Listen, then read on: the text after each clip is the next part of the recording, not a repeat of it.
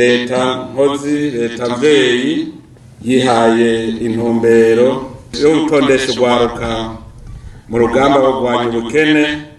Uyu munsi turasubiye gukorana.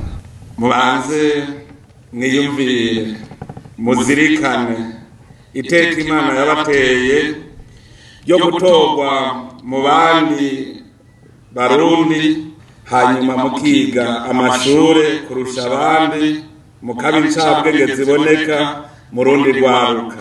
Mubanze muvyiyumvire iryo teka mwarose kugira ngo mumenye ibanga mufise, kuko ntawuterwa iteka atekeye mu vyatsi.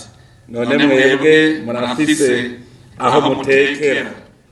Mubanze rero muvyiyumvire iryo teka mwarose. Muhejeje kuvyiyumvira, muce mwiyumvira ivyakozwe kugira mube ico muri.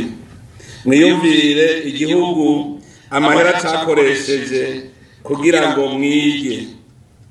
Ico gihe nimwamara kuzirikana ivyo, muca mutegera icamwa mutegerezwa kwamugwamwo, kuko isinzi ry'Abarundi nimwe rirama.